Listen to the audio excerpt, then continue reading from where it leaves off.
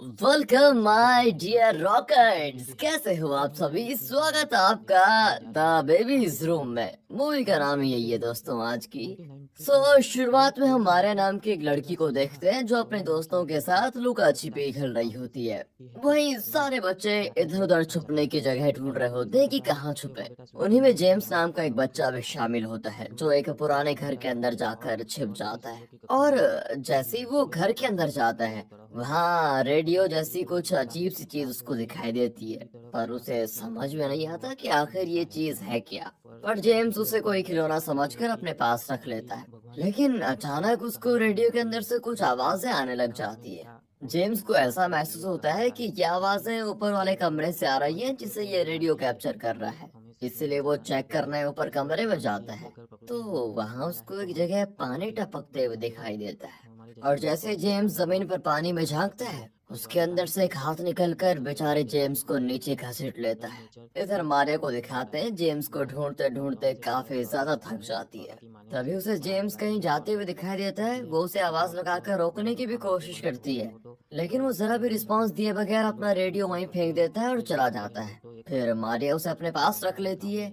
अब हम कई साल के बाद का सीन देखते हैं जहां मारिया बूढ़ी हो चुकी है और एक ओल्ड एज होम में रहती है। लेकिन अभी तक उसने वो रेडियो संभाल कर रखा हुआ है। और जिस ओल्ड एज होम में वो रहती है, वो उसी भूतिया घर के बाजू में बना है। इसके बाद हमें उस घर को दिखाया जाता है जिसे हाल ही में एंटोनी और सोनिया नाम के कपल ने खरीदा है, क्योंकि ये घर उन्हें काफी सस्ते में मिल गया था। और फिर पैसों की कमी होने के कारण एंटोनी ने बिना घर के पास को जाने से खरीद लिया। इसलिए वो दोनों इस घर को रेनोवेट कर रहे होते हैं। तभी वहाँ पर एंटोनी की बहन आती है जो घर खरीदने की खुशी में उन्हें बधाई देती है। लेकिन घर की ऐसी हालत देखकर वो भी हैरान रह जाती है, क्योंकि अब भी ये घर किसी भूतिया हवेली से कम नहीं लग रहा था। अब रात को एंटोनी और सोनिया सारे गिफ्ट्स देख रहे होते हैं जिसे एंटोनी की बहन ने उनके बेटे मार्क के लिए दिया होता है। उसी में एक बेबी फोन भी होता है जिसे बच्चे के कमरे में रखा जाता है। अगर बच्चा रोने लगे तो दूसरे बेबी फोन के अंदर उसकी आवाज सुनाई देती है, जिससे माता पिता बच्चे की आवाज को सुनकर समझ जाते हैं कि बच्चे को कोई प्रॉब्लम है, मतलब पानी चाहिए, दूध चाहिए, वगैरह वगैरह। इसलिए एंटोनी एक बेबी फोन बच्चे के पास रखकर दूसरा अपने पास रख लेता है। अब रात को जब एंटोनी और सोनिया सो रहे होते हैं, तभी सोनिया को मार्क के हंसने की आवाज आती है। ऐसा लग रहा था जैसे मार्क के कमरे में कोई है जो उसे हंसाने की कोशिश कर रहा है। ये सुनकर तो एंटोनी घबरा ही जाता है। फिर वो डंडा लिए मार्क के कमरे में जाता है ताकि उस इंसान को भगा पाए, पर कमरे में आने के बाद कोई नहीं दिखाई देता उसे। फिर एंटोनी सोचता है शायद ये मेरा भ्रम रहा होगा, वो बच्चा अपने आप ही हंस रहा होगा। अगले दिन एंटोनी को ऑफिस आने में लेट हो जाती है, क्योंकि वो कल रात हुई घटना की वजह से बहुत परेशान था। वो अपने बॉस को भी इसके बारे में बताता है कि सर, घर में कुछ इस तरह की प्रॉब्लम थी, इसीलिए लेट हो गया। लेकिन उसका बॉस उसकी बात पर यकीन नहीं करता, बल्कि उसका मजाक उड़ाना शुरू कर देता है। लेकिन एंटोनी कहता है, सर मैं सच कह रहा हूँ, मैंने किसी की आवाज सुनी थी। इसलिए बॉस उसको गैब्रियल नाम के एक आदमी के बारे में बताता है कि अगर तुम चाहो तो उससे बात कर सकते हो, उसे पैरानॉर्मल चीजों का बहुत बढ़िया ज्ञान है। लेकिन एंटोनी अभी इन सब चीजों में नहीं पढ़ना चाहता था। वो सोच रहा होता है कि शायद बेबी फोन ही खराब होगा, या फिर बच्चे को आ गई होगी हंसी। इसलिए एंटोनी मॉल आकर दूसरा बेबी फोन खरीद लेता है जिसमें कैमरा तक लगा होता है। अब उसे बच्चे की आवाज सुनाई देने के साथ साथ उसे देख भी सकता है वो। इसलिए एंटोनी उसे मार के कमरे में सेट कर देता है। अब रात को जब एंटोनी की आंख खुलती है तो उसके पैरों तले जमीन खिसक जाती है, क्योंकि उसे बेबी फोन में मार के साथ एक डरावना आदमी दिखाई देता है जो उसके बाजू में बैठा हुआ है। इसलिए वो चाकू लेकर मार के कमरे में जाता है, लेकिन उसे फिर से कोई दिखाई नहीं देता। पर सोने की नजर जब बेबी फोन पर पड़ती है तो वो एंटोनी के हाथ में चाकू देखकर एकदम घबरा जाती है कि आखिर एंटोनी करना क्या चाहता है, कहीं ये मार को मार तो नहीं रहा। इसलिए वो भागकर मार के पास जाकर एंटोनी से उसको लेकर वहां से चली जाती है। अगली सुबह एंटोनी पुलिस को उसके बारे में बताता है, लेकिन वहां से उसे कोई मदद नहीं मिलती, क्योंकि घर से कुछ भी चोरी नहीं हुआ है और ना ही जबरदस्ती किसी के घर में घुसने के निशान है। इसलिए एंटोनी अब घर में एक अलार्म सिस्टम लगा देता है ताकि जो भी घर में घुसने की कोशिश करे तुरंत अलार्म बज जाए। लेकिन अगर घर के मेंबर को इस कमरे से दूसरे कमरे में जाना होगा तो उसे पहले अलार्म बंद करना होगा, उसके बाद ही वो दूसरे कमरे में जा सकता है, वरना उसकी वजह से भी अलार्म बज जाएगा। इस चीज से एंटोनी और सोनिया को थोड़ा शांति मिलती है कि शायद अब वो इंसान दोबारा हमारे घर के अंदर नहीं आ पाएगा। अगले सीन में एंटोनी जब ऑफिस में होता है तो उसके पास एक न्यूज प्रिंट के लिए आता है, क्योंकि एंटोनी न्यूज़पेपर एडिटर है ना, इसीलिए। उस न्यूज के हिसाब से आजकल आसपास के घरों में चोरी की वारदात काफी ज्यादा बढ़ गई है। चोरों का एक गैंग है जो पहले किसी के घर पर निशान लगाते हैं, फिर रात होते ही उस निशान के अनुसार उस घर में चोरी करते हैं। अब ये जानकर तो एंटोनी बिल्कुल डर जाता है, और जब वो अपने घर के पास आता है तो दरवाजे पर एक अजीब निशान दिखाई देता है उसको। उसे लगता है कि ये शायद उसी चोर गैंग का निशान है, पर अभी ये कंफर्म नहीं था, इसलिए वो सोनिया को इसके बारे में कुछ नहीं बताता। अब कल रात की तरह इस रात भी बिना अलार्म बजे एंटोनी को मार के पास वही आदमी दिखाई देता है।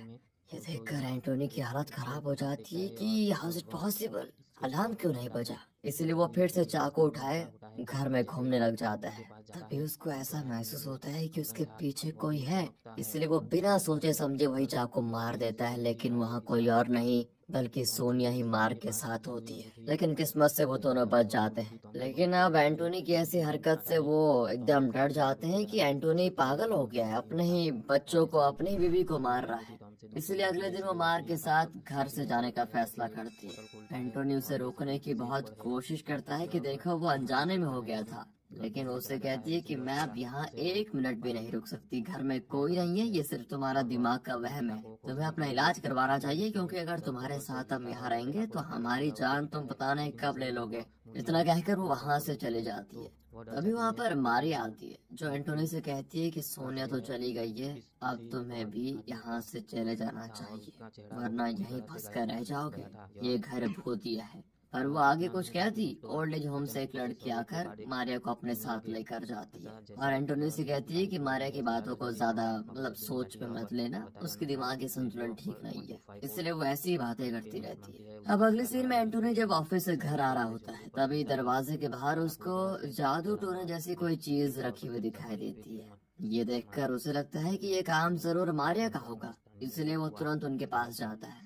लेकिन तब मारिया उसे पहचानने से इनकार कर देती है कि मैं तो तुमसे कभी मिली तक नहीं। एंटोनी को कुछ समझ में नहीं आता कि आखिर उसके साथ ये हो क्या रहा है, कौन कर रहा है, कहीं सच में वो पागल तो नहीं हो गया, वो ऐसा सोचता है। इसलिए वो दोबारा घर पर आता है।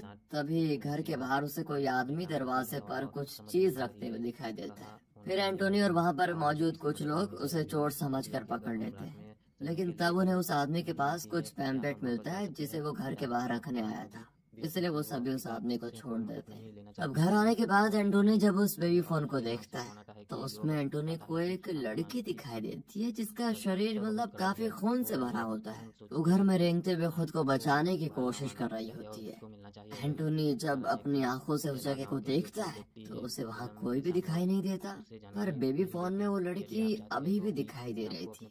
अब इस चीज से एंटोनी को समझ आ जाता है कि ये बेबी फोन वो चीज देख सकता है जो उसकी आंखें नहीं देख पा रही है। ऐसे ही मार्क के पास बैठा आदमी एंटोनी के वहां आने के बाद भी वहीं बैठा रहता था, लेकिन एंटोनी की आंखें उसे देख नहीं पाती।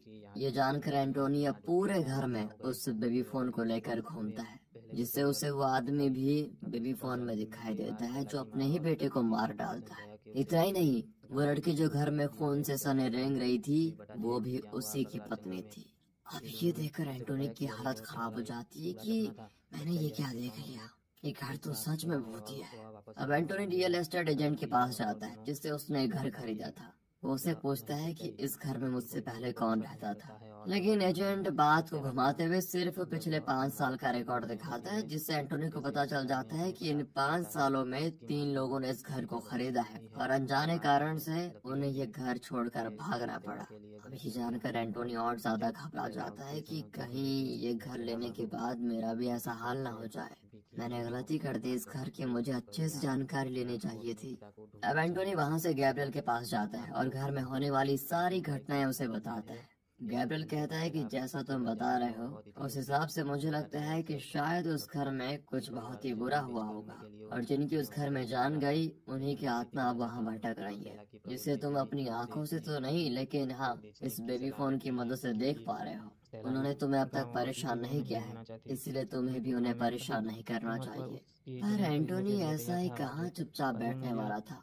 वो लाइब्रेरी में आकर काफी सारे पुराने न्यूज़पेपर्स देखने लग जाता है ताकि उसे उस घर के बारे में सारी जानकारी मिल पाए। तब उसे एक न्यूज़पेपर में उस घर की फोटो मिलती है जिससे उसे पता चलता है कि घर की एक खिड़की को आज के टाइम पर ईंट से बंद कर दिया गया है। ये देखकर एंटोनी दंग रह जाता है कि आखिर खिड़की को ईंट से बंद क्यों किया गया। हो सकता है वहाँ से कुछ जानकारी मिल जाए, इसलिए वो घर आकर एक दीवार को तोड़ने लगता है क्योंकि खिड़की के साथ उस कमरे को भी ईंट से बंद कर दिया गया था। लेकिन तभी उसे घर में किसी बच्चे के हंसने की आवाज आती है। वो जैसे बेबी फोन में देखता है उसके पीछे कोई एविल एंटिटी आकर खड़ी हो जाती है। उसकी हालत खराब, लेकिन अगले पल वो वहाँ से गायब भी हो जाती है। अब एंटोनी कई सारे बेबी फोन लेकर पूरे घर में सीसीटीवी की तरह लगा देता है ताकि देख सके कि असल में उसके घर में चल क्या रहा है। तब उसे उसके घर में कई सारी अजीब डरावनी पेंटिंग्स दिखाई देती है और उन्हीं पेंटिंग्स को देखते हुए वो उसी कमरे में चला जाता है जिसे बंद किया गया था।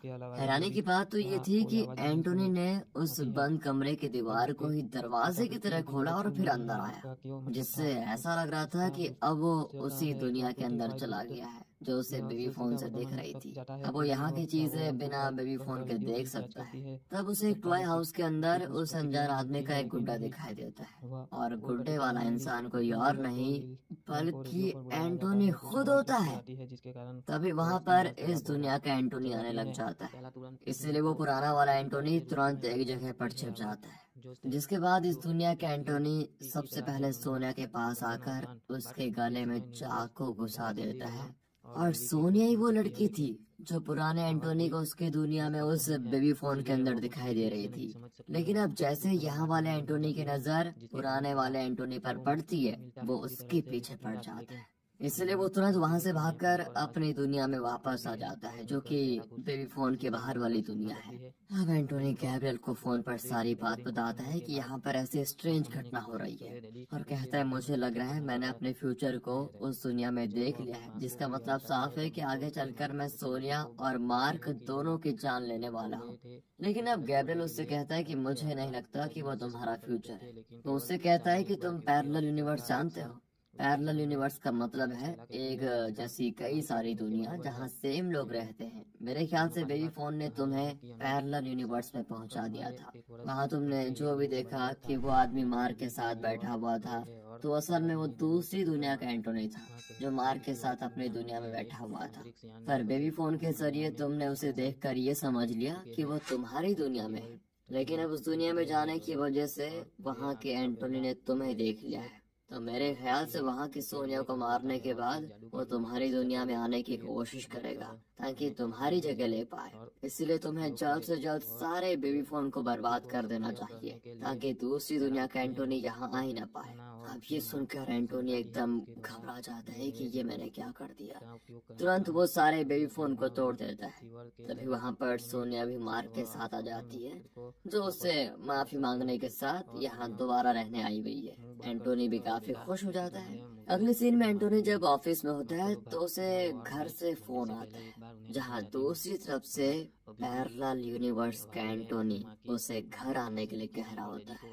अब ये सुनकर एंटोनी एकदम घबरा जाता है कि पैरेलल यूनिवर्स का एंटोनी उसके दुनिया में आ चुका है। अब पुराना एंटोनी घर आकर सोनिया को इसके बारे में बताता है, लेकिन सोनिया को लगता है कि एंटोनी फिर से पागल हो रहा है, उसे दौरे पड़ रहे हैं, जिसकी वजह से दोनों के बीच फिर बहस हो जाती है। ऐसी हालत में तो सोनिया एंटोनी को मार्क से दूर कर देती है। वो नहीं चाहती कि वो मार्क से मिले, लेकिन जब दोनों मार्क के कमरे में आते हैं तो उन्हें वहाँ मार्क दिखाई ही नहीं देता क्योंकि उसे तो पैरेलल यूनिवर्स का एंटोनी अपने साथ लेकर चला गया है। पर अब सोनिया को लगता है कि मार्क को गायब करने के पीछे इसी पुराने वाले एंटोनी का हाथ है, जिसकी वजह से वो हाथापाई पर उतर आती है और इसे एंटोनी के हाथ में गहरा कट भी लग जाता है। लेकिन तब भी एंटोनी अपने बच्चे को बचाने के लिए एक बेबी फोन जिसे उसने छुपा कर रखा था उसके जरिए पैरेलल यूनिवर्स में चला जाता है। जहां उसे मार कर वही पैरेलल एंटोनी दिखाई देता है। अब कुछ टाइम के बाद घर आकर पुलिस आकर सोनिया को संभालती है,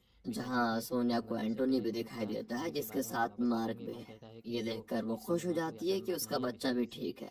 लेकिन जैसे एम्बुलेंस में रखकर सोनिया को वहां से ले जाया जा रहा होता है, तभी सोनिया नोटिस करती है कि एंटोनी के हाथ में तो कट लगा ही नहीं है। इसका मतलब साफ है कि ये पैरेलल यूनिवर्स का एंटोनी है। लेकिन इससे पहले कि सोनिया कुछ समझ पाती, एम्बुलेंस उसको लेकर चली जाती है। अब क्योंकि एंटोनी के हाथ पर कई कट लगे थे, तो वो बेचारा असली एंटोनी पैरेलल यूनिवर्स में जाकर फंस चुका होता है, जिसे हम बेबी फोन के जरिए देख पाते हैं। दोस्तों, यहाँ पर ये मूवी खत्म होती है, लेकिन रुकिए, इसमें बहुत सारे क्वेश्चन छोड़ के जाते हैं डायरेक्टर और राइटर्स वगैरह। पता नहीं, खुद तो लिखते नहीं, हम पे छोड़ जाते हैं। देखो, बहुत सारे लोग कह रहे थे कि इसमें बहुत सारे यूनिवर्स मिले हुए हैं, लेकिन जो आखिरी में हमको एंटोनी दिखाया जाता है उस एम्बुलेंस के बाहर, वो वही एंटोनी है जिसने उस वक्त अपनी पत्नी को मारा था, क्योंकि उसके हाथ में अंगूठी थी और इसके हाथ में भी अंगूठी होती है।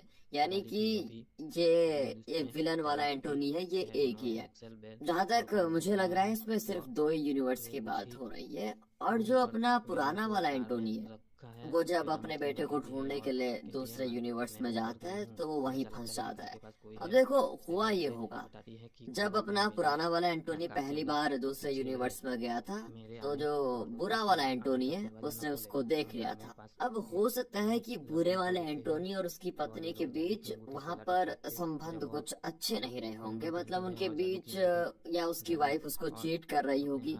अब जैसे उसने इसको देखा, पुराने वाले एंटोनी को, उसको लगा कि दूसरे यूनिवर्स में जाने का रास्ता भी है। क्या पता वहाँ पे जो इसकी वाइफ होगी वो बहुत अच्छी होगी, चीट नहीं करेगी।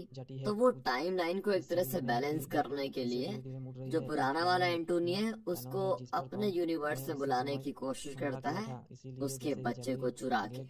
उसको पता था अगर इसका बच्चा चुरा दिया तो पुराना वाला एंटोनी वापस जरूर जाएगा, इसीलिए वो पुराने वाला एंटोनी का बच्चा चुराता है और वापस अपने यूनिवर्स में जाता है। फिर वहाँ से वो अपने बच्चे को, यानी कि बुरा वाला एंटोनी अपने बच्चे को उठाकर और पुराने वाला एंटोनी को किसी तरह वहाँ फंसाकर इस यूनिवर्स में आ जाता है। और इस तरह से अपना पुराना वाला एंटोनी और उसका बच्चा वहीं फंस जाते हैं, और जो गंदा वाला एंटोनी था वो और उसका बच्चा इस यूनिवर्स में आ जाते हैं। बाकी दोस्तों, आप भी अपना दिमाग लगाइए, कमेंट सेक्शन को भर दीजिए। मिलते हैं अगली वीडियो में, ध्यान रहे अपना, ऐसी मूवीज को बड़ी सतर्कता से देखें। मिलते हैं अगली वीडियो में, ध्यान रखिए अपना। मिलते हैं अगली वीडियो में, थैंक्स फॉर वॉचिंग। को गोली मारी थी, डीटी अब क्या करता है।